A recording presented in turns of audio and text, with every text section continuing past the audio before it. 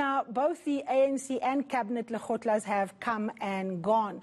The ANC process historically and traditionally feeds into the government process, particularly on key questions. And this time around, of course, it is the vaccine and, of course, the state of the economy. Now, the African National Congress was forced to lay its minister, the late Jackson Mthembu, to rest during that all-important conversation that it was having, resulting in very limited unpacking, at least in the media, of some of the key decisions that were taken at this Lekgotla. To shed more light on it, I'm now joined by the ANC's Economic Transformation Committee Chair, Enoch Godongwana. Mr. Godongwana, thank you so much for joining us here on The Fix. Let's talk about the economy. Now, when the President closed the Lekgotla, he spoke about the summit, and you were immediately slammed by quite a number of analysts and economists that, you know, this is just going to be another talk shop. To be fair to the ANC, you know, let me give you this opportunity to explain what will be different about this gathering and what is it that you hope to achieve here?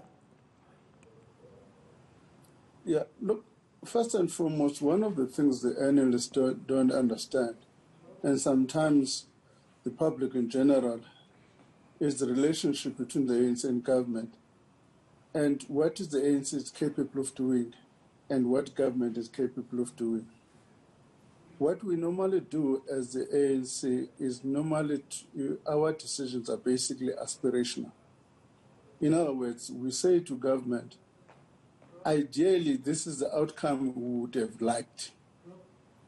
And therefore, government must then translate those ideas into action, combined with all other competing challenges government face on a day-to-day basis.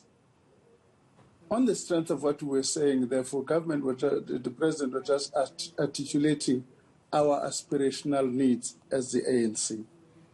That's the first point we want to put to place.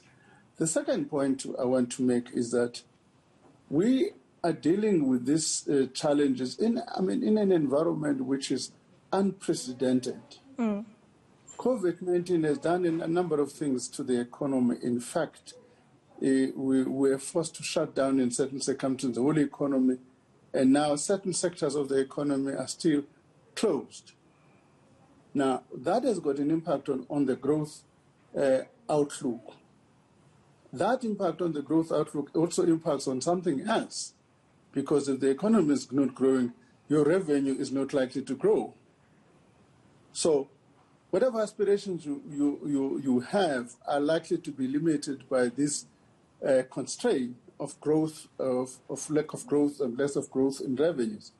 So, but challenges themselves are also mounting.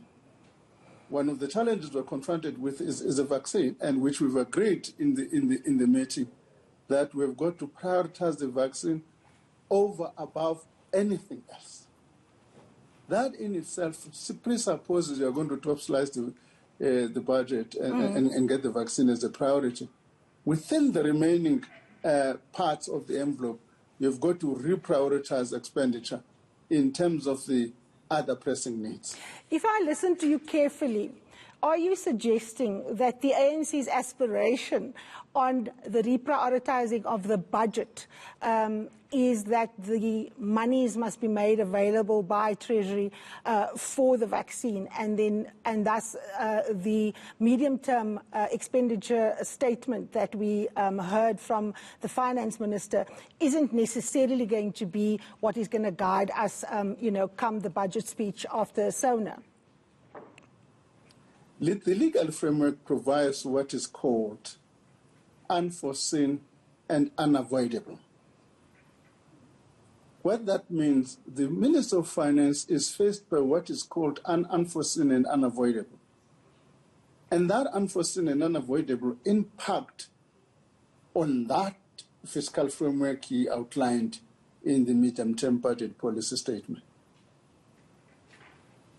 For people who are not, au fait with the economy, what does that in reality mean? I mean, there were arguments for zero rating budgets, Mr. Godongwana, and now you are saying that there is a provision in our law in terms of how budgets are drafted that unforeseen expenses, driven and occasioned by a global pandemic with such as COVID, does allow the finance minister a lot of room. Now, apart from tweeting about his chickens and a whole range of other things, the finance minister doesn't always share with the South African media his thinking around what is essentially public finance, other than when he speaks, during his budget vote speech.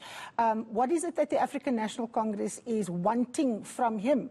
Are you saying that he needs to take X amount of money and say this has to go to the vaccine? Is that essentially what the ANC Lekgotla, wanted the government and Cabinet Lekgotla to discuss? The Minister of Finance has got a lot of tools and instruments at his disposal. Among other things, you may say, given the unforeseen and unavoidable, I need to increase certain tax categories in order to close the gap, or you may cut expenditure, or you may reprioritize the existing envelope. Those are choices open to the Minister of Finance, and as ANC, we say, utilize those choices open to you, working with government in general to achieve those objectives. Okay, now when it comes to the question of tax, there's often a lot of resistance from South Africa's 1%. Its middle classes are already heavily taxed. What was the thinking in the ANC's Lekgotla around where on that scale the tax must come from? I mean, are we talking a capital gains tax here, or are we talking about more taxes for an already highly taxed middle class? In my history in the National Executive of the ANC, we've not entered that terrain which we think is more operational in our view. And secondly, we ourselves have got our own subjective views which may not necessarily talk to modeling. When you deal with taxes, you've got to model. And also there are a lot of things you've got to take into consideration.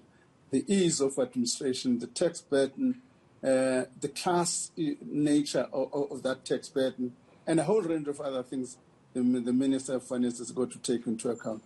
So as ANC, as I've indicated, we've never had to say you will tax this, you tax this.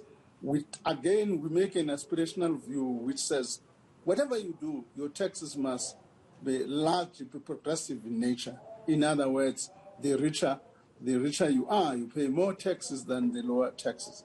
There's a challenge indeed about the tax burden on the middle class. If you look at the current kind of tax, before COVID, we had 16 million people that were employed. Less than half of those were paying personal income tax, which largely the middle class. Now, personal income tax becomes sensitive in that nature because it places a disproportionate burden on the middle class. I mean, there's no tax which is not controversial. If you take VAT, VAT people say is a blunt instrument because it does not distinguish between the rich and the poor. So there's a whole range of things. But Mr. Godongwana, let me come in here quickly. I hear what you're saying. I get your general thought. Just quickly, you bit the bullet on VAT the last time. Why don't you bite the bullet on capital gains tax now? Look, it's up to them. What I'm saying is up to them to bite the bullet on capital gains tax. The question is, how much can you generate on it? So it may well be they can bite the bullet on capital gains tax. If you ask me, I would say by all means, right? So tax on its nature, whatever tax you're talking about, is controversial. All right, on that controversial note, we will leave it there. Thank you so very much. That is the ANC's Enoch Godongwana. Well, you've had your fix for the week. Join me again next Sunday. Thank you so much for watching.